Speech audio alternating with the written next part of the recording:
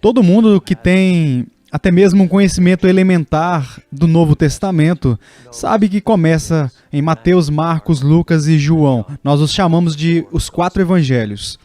E às vezes pensamos Evangelho de Mateus, e Evangelho de Marcos, e Evangelho de Lucas. Mas no original isso não é realmente o que é dito. O que encontramos em vez disso é o Evangelho segundo Mateus, o Evangelho segundo Marcos, e assim por diante. Porque, do ponto de vista do Novo Testamento, só existe um Evangelho. Mas é este um Evangelho que está de acordo à testemunha, à apresentação de Mateus, Marcos, Lucas e João. E é por isso que há tanta semelhança entre esses 4. Todos eles começam de alguma maneira com o início de Jesus e terminam com a crucificação e a ressurreição. Às vezes, muitas vezes na época da Páscoa, os meios de comunicação falam sobre o Evangelho de Tomé, o Evangelho de Pedro. Documentos do 2º e 3º século que algumas pessoas tentam dizer que são antigos e importantes e tão autênticos quanto os 4 evangelhos da Bíblia. Mas se você der uma olhada no Evangelho de Tomé, por exemplo, certamente não é o Evangelho de acordo com Tomé. É realmente um documento falso atribuído a Tomé. E não tem nada do enredo que o Novo Testamento realmente tem. Não há nenhum relato do ministério de Jesus, nenhuma conta da sua morte e ressurreição. É simplesmente uma coleção de 114 provérbios ou pequenos fragmentos. Não é um evangelho em qualquer sentido do primeiro século, em tudo. Mas quando chegamos aos 4 evangelhos no Novo Testamento, todos eles têm a ver com o evangelho, as boas novas sobre Jesus Cristo. Mas esta boa notícia está de acordo com Mateus, Marcos, Lucas e João. E nesta série nós vamos pesquisar muito da apresentação de Lucas, a ordenação do evangelho por Lucas. Agora, o que é realmente interessante é que todos esses 4 evangelhos começam ligeiramente de maneiras diferentes. E Lucas começa com 4 versículos que descrevem como ele escreveu. Ele fez algumas pesquisas. Ele disse que muitas pessoas se comprometeram para resumir e escrever os documentos sobre as coisas que cercou o ministério de Jesus.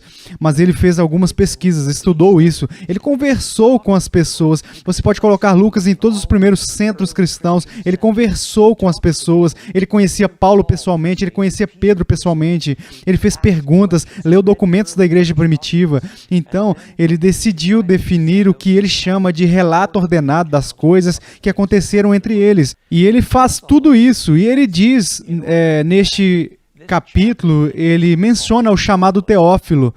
Este nobre Teófilo, provavelmente ele conhecia certas das coisas que aconteceram.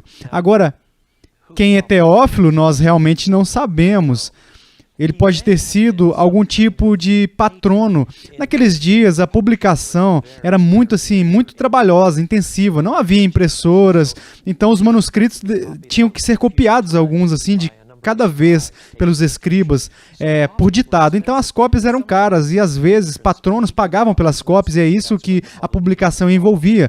Então ele pode ter sido alguma pessoa rica que ajudou a pagar pela publicação do Evangelho de Lucas, mas ele era pelo menos aparentemente um jovem cristão que precisava ter a certeza da verdade do Evangelho. E então Lucas dedica isto para ele. Vale a pena lembrar, existem muitas pessoas que pensam que a fé é apenas uma escolha subjetiva.